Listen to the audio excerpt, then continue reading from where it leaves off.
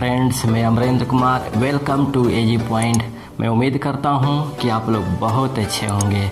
चलिए, आज हमारा जो संविधान है वह संविधान की विशेषता, इसके पहले मैं संविधान की परिभाषा, संविधान सभा का गठन और संविधान की उद्देशिका का मैं क्लास ले चुका हूं, है ना।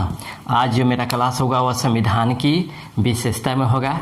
संविधान के पहले मैं आप लोगों को बता दूं कि जितना मैं संविधान पढ़ा रहा हूँ, मैं सिंपली तरीके से आप लोगों को पढ़ा रहा हूँ संविधान में। मुझे उम्मीद है कि आप लोग को इसमें कोई दिक्कत नहीं आएगी संविधान में। लेकिन अगर लगता है कि नहीं, इससे भी अच्छा हमें संविधान और पढ़ना चाहिए, है ना, तो एक आता है आपको एम लक्ष्मीकांत,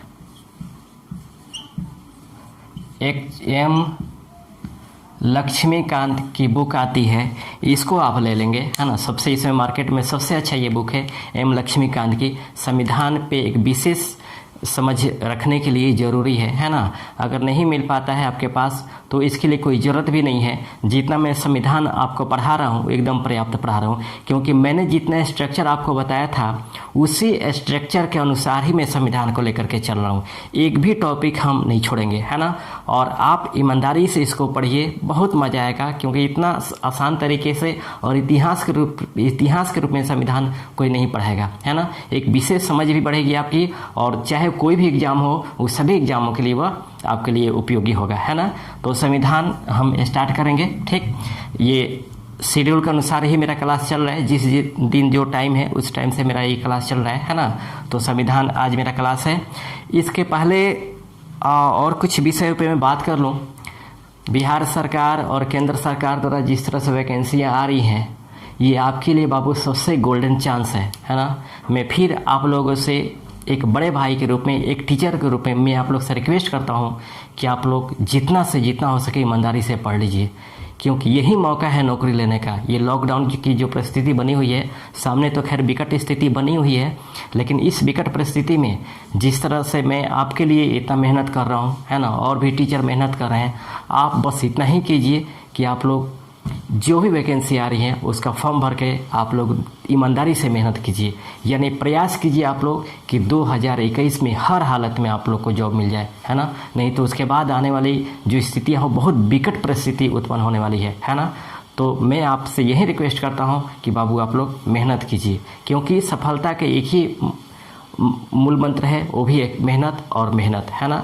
जो तंत्र में कुछ गड़बड़ी होती है छोड़िए, उतना हमेशा होता रहेगा। मैं पहले भी बता दिया हूँ कि ये जो भ्रष्टाचार है, स्कैम है, ये प्राचीन काल से चले आ रहा है, पुरातन काल से चले आ रहे हैं, ये हमेशा होगा। लेकिन आप उसे प्रभावित ना हो, आप अपना मेहनत कीजिए और मेहनत के बल पे एक नौकरी लीजिए, है ना। क्योंकि आपको एक नौकरी चाहिए, 10 नौकरी की आपको ज़रूरत नहीं है, एक सीट चाहिए, और एक सीट के लिए आप मेहनत कीजिए बाबू, है ना। मेरा यही कहना मानिए और आप लोग मेहनत कीजिए। तो चलिए हम स्टार्ट करते हैं संविधान की विशेषता।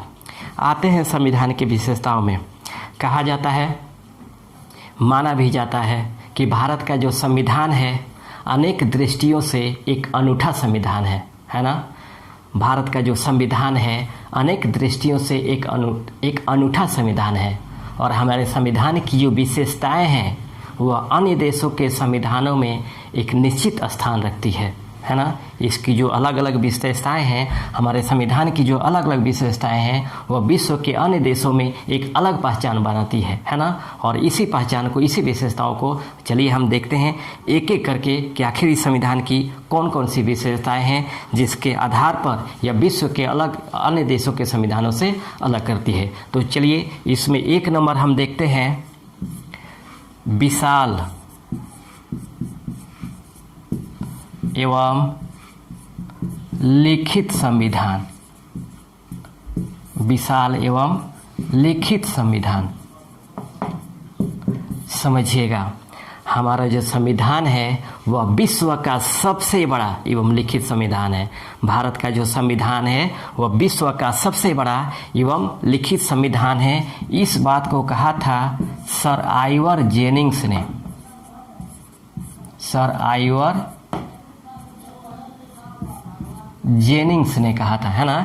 ये कहा था कि भारत का जो संविधान है वो विश्व का सबसे बड़ा एवं लिखित संविधान है। इसको कहा था सर आइवर जेनिंग्स ने। ये क्वेश्चन भी आता है और इम्पोर्टेंट भी है। अब देखिए हमारा आखिर किस आधार पर लिखित और सबसे बड़ा संविधान है। लिखित संविधानों की बात करें तो अमेरिका की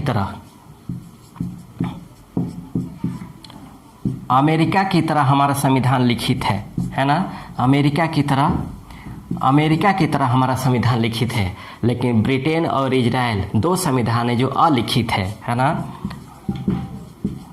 ब्रिटेन एवं इजराइल ये आपको अलिखित संविधान है और लिखित संविधान है।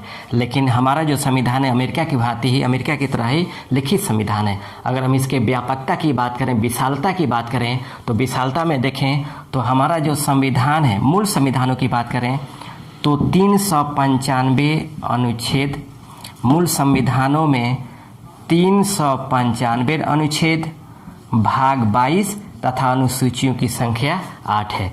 जितना अनुच्छेद, भाग और अनुसूची है उतना विश्व के किसी भी देश में इतना अनुच्छेद या भाग या अनुसूची नहीं है। हालांकि व्यापकता में अगर देखें तो वर्तमान में यह 444 से 448, कहीं कहीं 50, 450 भी मिल जाता है ना, अनुच्छेद है। और भागों की संख्या 24 या 25 है ना, मिल जाता है। और भाग जो अनुसूचियों की संख्या वह 12 है ना। अगर अमेरिका की बात करें तब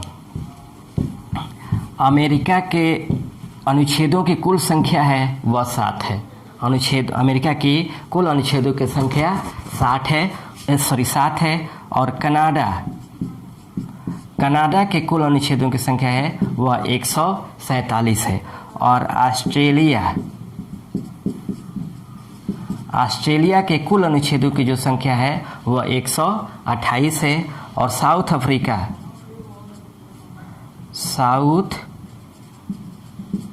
अफ्रीका इनके कुल अनुच्छेदों की जो संख्या है वह 253 है। इस तरह से हम देखें तो हमारा जो संविधान है वह विश्व का सबसे बड़ा एवं लिखित संविधान है ना। तो ये हमारी पहली विशेषता हो गई। अब हम बात करते हैं संसदीय शासन प्रणाली। हमारे संविधान की जो दूसरी विशेषता है वह संसदीय शासन प्रणाली है। संसदीय शासन प्रणाली है ना। ब्रिटेन के समान भारत में भी संसदीय शासन प्रणाली को अपनाया गया है एक स्वतंत्र लोकतंत्र के स्थापना के लिए, है ना।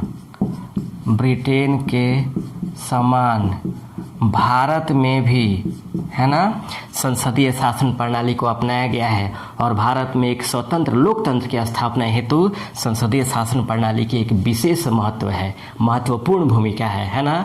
तो ब्रिटेन के समान भारत में भी संसदीय शासन प्रणाली को अपनाया गया है। यहीं पे हम देखेंगे लोकतंत्रात्मक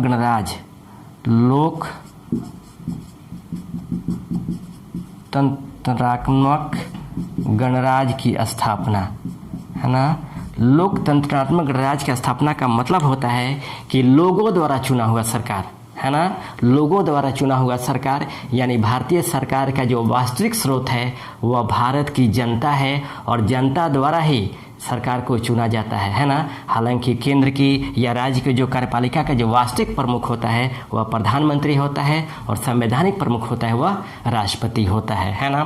तो ये तीन हमारे विशेषताएं हैं। इसके बाद हम चौथी विशेषता की बात करें तो वयस्क मताधिकार है। वयस्क मताधिकार हमारे संविधान में चुनाव के लिए या एक स्वतंत्र लोकतंत्र के स्थापना के लिए, एक निष्पक्ष सरकार के गठन के लिए वयस्क मताधिकार का प्रावधान किया गया है। ये हमारी सबसे बड़ी विशेषता है कि हमारे संविधान में एक निष्पक्ष लोकतंत्र के स्थापना के लिए, सरकार के गठन के लिए वयस्क मताधिकार का अधिकार दिया गया है। यहाँ वयस्क मताधिकार के आधार में हमारे सामाजिक आधार को रखा गया है, यानी किसी भी तरह से किसी भी के साथ कोई भेदभाव नहीं किया गया है। पहले जो वयस्क मताधिकार की जो उम्र थे वह 21 वर्ष थे, है ना।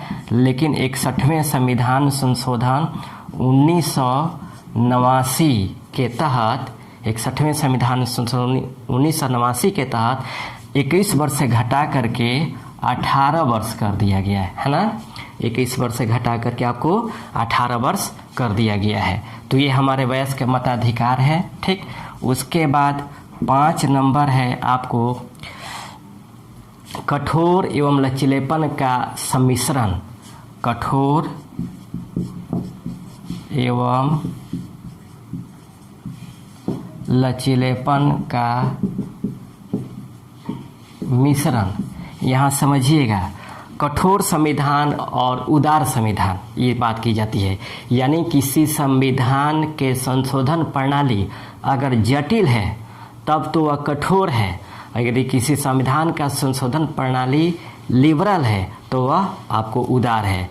हमारे भारतीय संविधान की जो विशेषता है वह तो अमेरिका के समान न तो कठोर है और न ब्रिटेन के समान उदार है। इन दोनों का जो मिला जुला रूप है वह हमारा संविधान है। यानी संशोधन जो प्रणाली होती है समयानुसार अगर लगता है कि नहीं यहाँ पे कठोर कानून बनाने की आवश्यकता है तो वह कठोर संशोधन किया जाता है, माने विशेष बहुमतों के माध्यम से किया जाता है। अगर उदार संशोधन नियम बनाने की जरूरत होती है तो उस हिसाब से संशोधन किया जाता है। इसलिए यह अमेरिका के समान न तो कठोर है न ब्रिटेन के समान लिबरल है ना। तो ये हमारा संविधान है।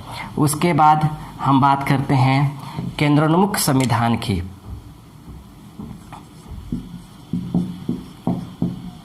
केंद्रोन्मुख संविधान की, है ना। केंद्रोन्मुख संविधान की समझिएगा, भारतीय संविधान के भाग 1 में भारतीय संविधान के अनुच्छेद 1 में कहा गया है कि भारत अर्थात इंडिया राज्यों का संघ होगा, है ना। भारत अर्थात इंडिया राज्यों का संघ होगा और इसमें केंद्र और राज्य की जो भूमिका होगी वह समरूप भूमिका होगी। इसीलिए प्रोफेसर केसी वेयर ने कहा था, प्रोफेसर केसी वेयर ने कहा था कि भारत राज्यों का संघ है। यानी भारत एक अर्धसंघात्मक राज्य है। भारत एक अर्धसंघात्मक राज्य है ना। तो केंद्रोन्मुख संविधान में अनुच्छेद 1 में भारत राज्यों का संघ बोला गया है और इसी में कहा था प्रोफेसर केसी वेयर ने कि भारत एक अर्धसंघात्मक राज्य है, ठीक ना। अब हम बात करते हैं संविधान की सर्वोच्चता की। संविधान की सर्वोच्चता, संविधान की सर्वोच्चता, संविधान की सर्वोच्चता, है ना। समझिएगा, चाहे वो कोई भी विधायिका हो, कार्यपालिका हो या न्यायपालिका हो, ये टोटल जो नियम चलते हैं वह संविधान उसका सर्वोपरि होता है ना। और संविधान में वर्णित प्रावधानों के अनुरूप ही ये जितने भी प्रशासन हैं ये चलाए जाते हैं। और संविधान का जो संरक्षक होता है वह आपको न्यायपालिका होता है ना। संविधान का जो संरक्षक होता है वह न्यायपालिका यानी सर्वोच्च न्यायालय होता है, सर्वोच्च न्यायालय होता है। और संविधान की सर्वोच्चता में इसके अधीन ही भारत के शासन व्यवस्था को नियंत्रित एवं संचालित किया जाता है। यानी सर्वोपरि जो है आपका संविधान की सर्वोच्चता है। उसके बाद है स्वतंत्र न्यायपालिका की स्थापना। स्वतंत्र न्यायपालिका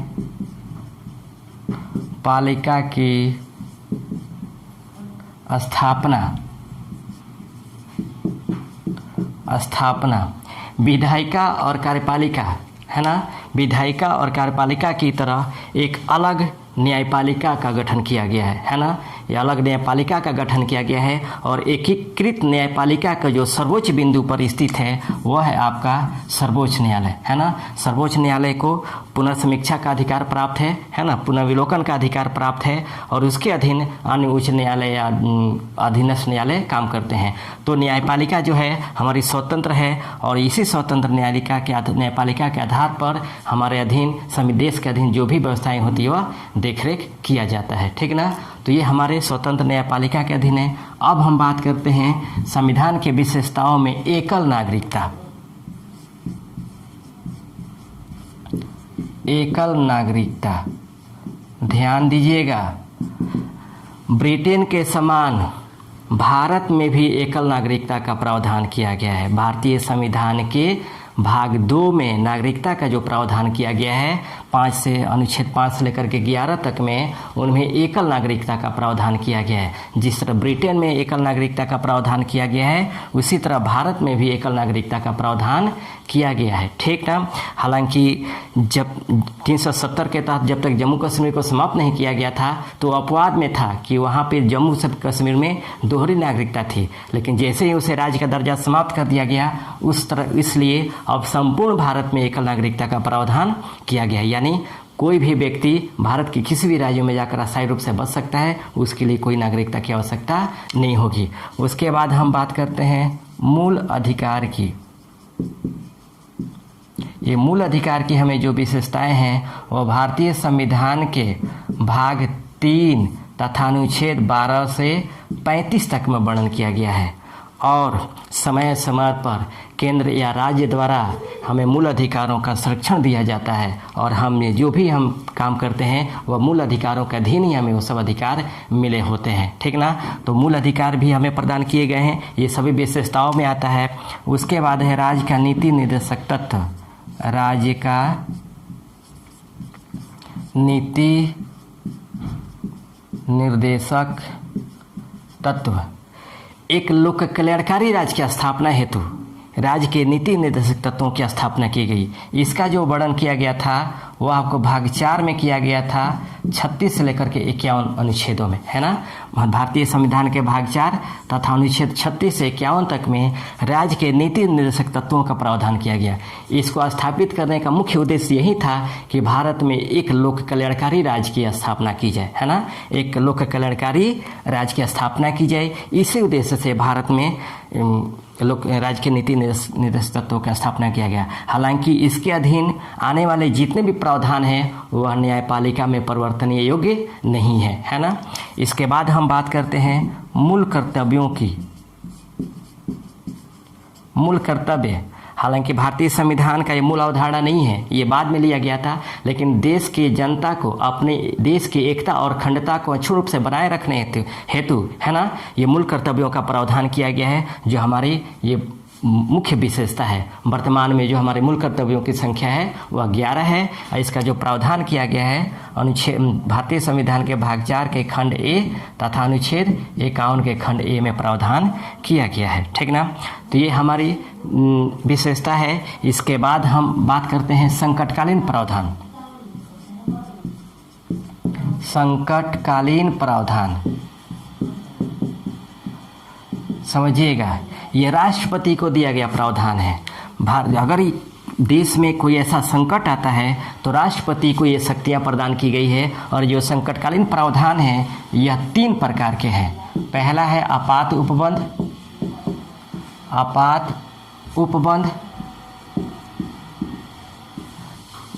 जिसका वर्णन किया गया है अनुच्छेद 352 में। दूसरा है राष्ट्रपति शासन।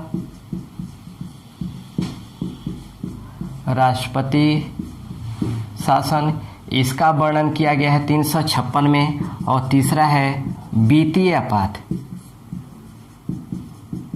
वित्तीय आपात इसका वर्णन किया गया 360 में।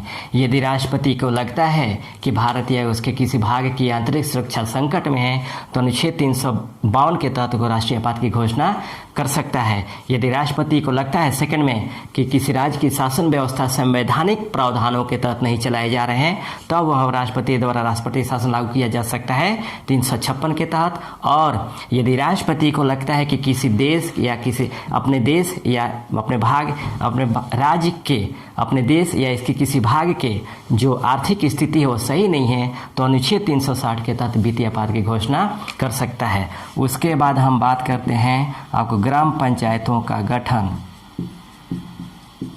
ग्राम पंचायतों का गठन ये हमारे सत्ता के विकेंद्रीकरण का सबसे निचला स्वरूप है ना। देश के आम आदमी को राजनीतिक सहभागिता देने के लिए ग्राम पंचायतों का गठन का प्रावधान किया गया है ना। 73वें संविधान संशोधन 1992 के तहत ग्राम पंचायतों को संवैधानिक रूप दिया गया था, है ना। एक संवैधानिक रूप दिया गया था जिनमें 29 विषयों पर काम किया जाता है। उसके बाद आपको नगर पालिकाओं का भी गठन होता है। नगर पालिका का गठन, इसका जो में प्रावधान किया गया है अनुसूची 11 में किया गया है, जोड़ा गया है। और नगर पालिका का गठन का प्रावधान, नगर पालिका का गठन का जो प्रावधान किया गया है वह 74वें संविधान संशोधन 1972 के तहत 12वीं अनुसूची में इसका स्थान दिया गया है और इसमें 18 विषयों को रखा गया है ना। तो ये हमारे संविधान की प्रमुख विशेषताएं हैं, है ना। संविधान के प्रमुख विशेषताओं में फिर एक बार देख लेते हैं। संविधान के प्रमुख विशेषताओं में भारत का संविधान विश्व का सबसे बड़ा लिखित संविधान, संसदीय शासन प्रणाली, आपको वयस्क मताधिकार का प्रावधान, स्वतंत्र न्यायपालिका का गठन, सर्वोच्च संविधान की सर्वोच्चता, केंद्रमुक्त संविधान, नागरिकता, मूल कर्तव्य, राज्य का नीति निर्देशक तत्व, ये सभी हमारे संविधान के प्रमुख विशेषताएं हैं। जब हमारा संविधान लागू हुआ, लागू नहीं जब स्वीकार किया गया 26 नवंबर 1949 को, तो उसके एक दिन पहले यानी 25 नवंबर 1949 को जब समापन भाषण हो रहे थे, 25 नवंबर 1949 को 25 नवंबर 1949 को समापन भाषण हो रहे थे, तो इसी समापन भाषण में सबसे पहले डॉक्टर भीमराव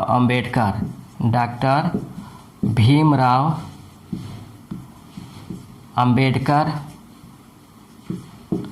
ने कहा था कि कोई भी संविधान चाहे वो कितना ही बुरा क्यों न हो, कोई भी संविधान चाहे वह कितना ही बुरा क्यों न हो, यह डिपेंड करता है इसको चलाने वाले पे, इसके प्रशासन को चलाने वाले पे, है ना। जिन लोगों को हम चुनते हैं निस्संदेह अगर वो योग्य हैं तो बुरे से बुरे संविधान को भी वह अच्छा बना देंगे, है ना। तो इन्होंने ये समापन भाषण में कहा था कि कोई भी संविधान चाहे वह कितना ही बुरा हो, ये डिपेंड करता है इसको चलाने वाले पे। अगर चलाने वाला अच्छा है तो बुरे से बुरे संविधान को भी अच्छा बनाया जा सकता है ना। इसी क्रम में डॉक्टर राजेंद्र प्रसाद ने कहा था, इसी क्रम में डॉक्टर राजेंद्र प्रसाद ने भी कहा था कि संविधान किसी प्रशासन को नियंत्रित करे या न करे, है ना। प्रशासन को, संविधान किसी प्रशासन को नियंत्रित करे या न करे, व्यवस्थित करे या न करे, किसी देश का जो कल्याण किसी देश का जो कल्याण निर्भर करेगा वह आपको उसके क्रियान्वयन पे करेगा। और क्रियान्वयन तभी होगा जब वह इस संविधान में वर्णित प्रशासन के अनुरूप चलाया जाए, है ना। डॉक्टर राजेंद्र प्रसाद ने कहा था कि संविधान व्यवस्थित करे या न करे, किसी नियम को, किसी व्यवस्था को व्यवस्थित करे या न करे, किसी देश का जो कल्याण होगा, किसी देश का जो आर्थिक कल्याण होगा, वह आर्थिक कल्याण डिपेंड करेगा उसके नेतृत्वकर्ता पे, है ना, डिपेंड करेगा उसके नेतृत्वकर्ता पे, है ना।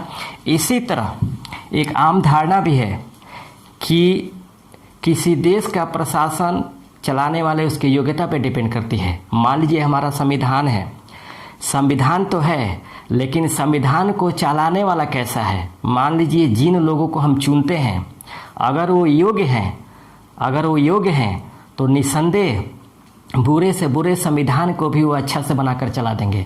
लेकिन अगर चलाने की क्षमता नहीं है, संविधान के नियमों को चलाने की क्षमता नहीं है, तो संविधान कभी देश को नहीं बचाता, है ना। डिपेंड करता है उसकी योग्यता पे, नेतृत्व करने वाले उसके योग्यता पे, वो देश को चलाते हैं, न कि संविधान चलाता है। संविधान तो एक मशीन की तरह निर्जीव जंतु है, जिसको सजीवता लाता है उसको नेतृत्व करने वाला व्यक्ति, नेतृत्व करने वाला क्षमता वाला व्यक्ति, है ना। तो ये हमारे संविधान की प्रमुख विशेषता थी। मैं उम्मीद करता हूँ कि समझ में आया होगा। इसके बाद हम नेक्स्ट स्टार्ट करेंगे संविधान के प्रमुख स्रोत, यानी विश्व के अन्य देशों से लिया गया प्रमुख स्रोत, नेक्स्ट क्लास में।